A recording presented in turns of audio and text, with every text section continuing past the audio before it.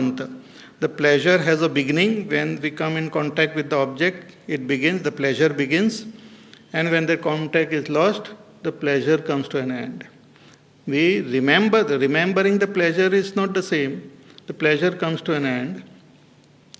And that which was experienced in between also is not really pleasure, it's just an illusion.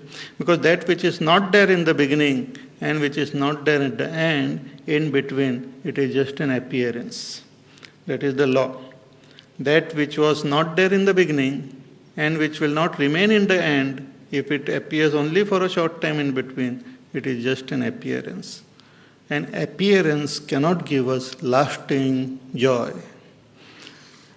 And all of us are seeking lasting joy in the field, in the world of appearance. All of us are seeking lasting joy in temporary objects, in temporary situations, in temporary relationship, in temporary body.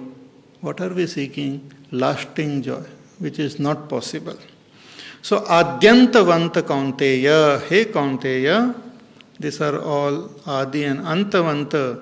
Therefore, na teshu ramate buddha, a wise seeker who has followed the path of karma yoga, who has gained the knowledge of the self intellectually, who is now preparing to meditate and realize the truth, such a wise seeker doesn't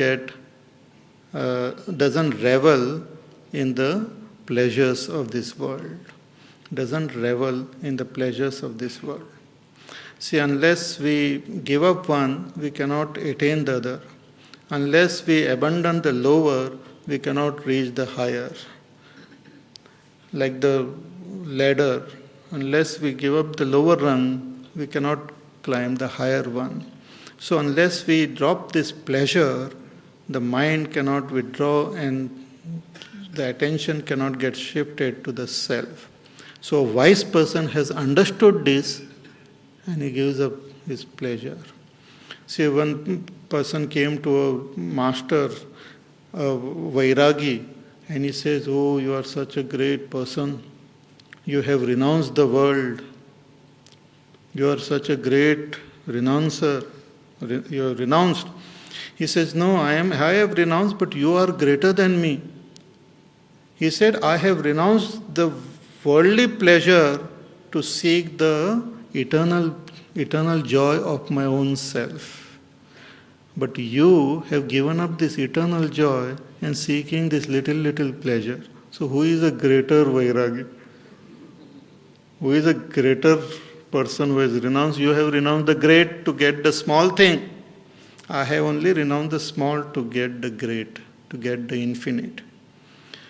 So, adyantavanta kaunteya nateshu ramate buddha. So, the wise person doesn't revel in these pleasures. And one more advice Bhagavan gives in the next verse. He says, Shaknoti havaya sodhum Praksharira vimokshanat Kama krodhodbhavam vegam Sayuktasya sukhe naraha Shaknoti havaya sodhum Praksharira vimokshanat Kama krodhodbhavam vegam sayuktasya sukhi narah. Bhagavan says such a person is really happy who has learned to bear with the disturbance which might come because of kama and krodha. Shaknoti iha eva, here itself, in this world itself, one who has developed this great enthusiasm to bear or to not to come under the sway, not to come under the sway of Kam and Krodha. Prak Sharira Vimokshanat, before the body is dropped, means till the end, means till the death, one who is alert and doesn't come under the sway of this Kam and Krodha, Bhagavan says such a person is Sukhi. See, Kama, Bhagavan Shankaracharya ji also has defined कि Kama is that when we whatever we have experienced, that which has given us pleasure in the past, when we see that same object, or when we hear about it, or when we remember it, then we develop that desire to again attain it, again experience it. That is called Kama. It's a desire, it's a craving, Trishna, it's a craving which comes when we remember the past pleasure, when we hear about it, or when we seize that place or situation or object and all, that suddenly the thirst come to experience it is called Kama. See, when we are sitting quietly, that everything seems to be fine. But then suddenly from our past, some memory comes. Hot cup of coffee if I have, it's such a nice weather and all. So it has come from my past. Memory of some experience, pleasurable, it comes, and then I develop that thirst, I develop that intense desire. That's called Kam. Sometimes it doesn't come from past, but somebody walks in front of me with a hot cup of coffee. That also can trigger this thirst. Or someone tells about it, describes it in detail. That also triggers this thirst. So Kama is a desire to experience the pleasures which I have experienced before, repeat it when I come to hear about it or see it and all. And Krodha is when I remember something which was unpleasurable of the past.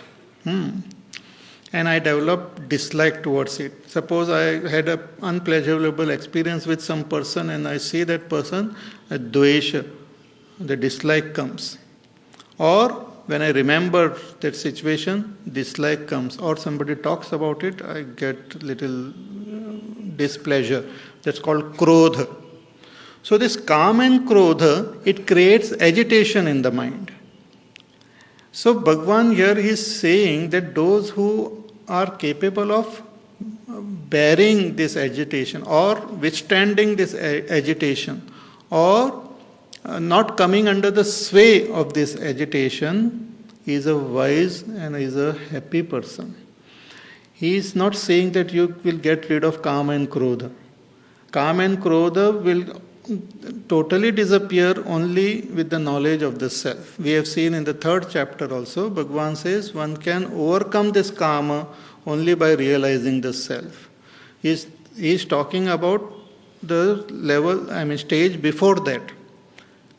When we have this Kama and Krodha, we get overpowered by it, and when we get overpowered by it, we lose sight of our goal. So Bhagavan says you try to develop control over your reaction. Even when that kamna comes, don't respond to it. Even when krodh comes, don't respond to it. That's called to bear with it. Sodhum means to bear with it. Don't get carried away by it. So that is also a practice for a seeker. That anger is there in the heart, it comes, but don't get overpowered by that anger. Don't let it come on your tongue. Don't let it disturb your mind. Don't let it disturb your attention from your goal. It's a practice. Because that Kama and Krodha will always come till we reach the state of enlightenment. We cannot say, oh, I am free of Kama and Krodha. When it will come, when it will attack, nobody can tell. Therefore, prak sharira vimokshanat, as long as this body is there and one is attached to this body, one is identified with this body, Kama and Krodha will be there. One should not come under that sway. Like in 3rd chapter also, Bhagavan has talked about ragadvesha. Indriyasya indriyasyarte ragadvesha vyavastitao tayorna vashamagachet. He says, don't come under the sway of likes and dislikes. Here he is saying about the likes and dislikes itself, further becomes Kama and Krodha. Intense likes becomes Kama, intense dislike becomes Krodha. Bhagavan says, don't come under their sway. Don't let them disturb your balance. Don't let them disturb your attention from your goal. You might be angry, but pay attention to the goal.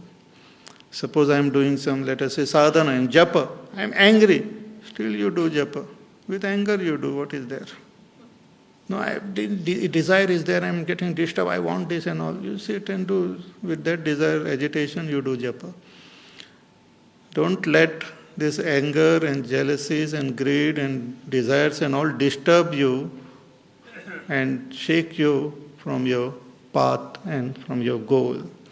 So such a person who is able to withstand this intense vega means that force of Kama and Krodha, Bhagavan says he is a balanced person, sayuktaha, well-balanced person. And sa sukhi naraha, and such a person is really happy. Others are only imitating happiness, but such a person is really happy. So Vairagya and overcoming Kama and Krodha.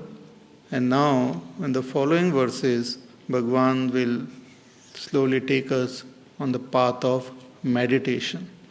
So here in the last some 2 verses and all, Bhagavan briefly mentions what is meditation and which will be elaborately discussed in the 6th chapter.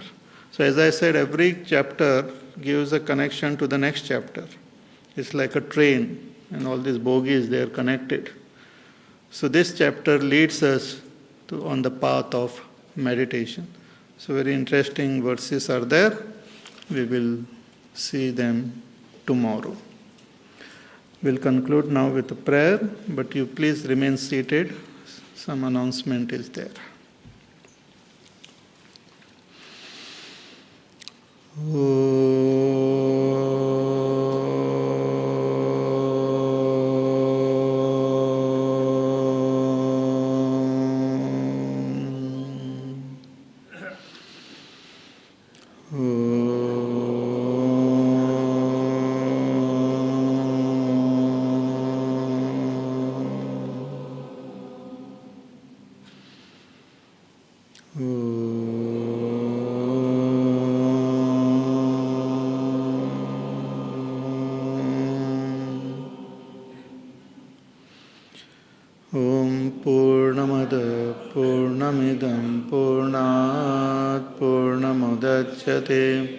Purnasya Purnamadaya Purnameva Vashishyate. Om Shanti Shanti Shanti. Harihi Om Shri Gurubhyo Namaha. Harihi Om.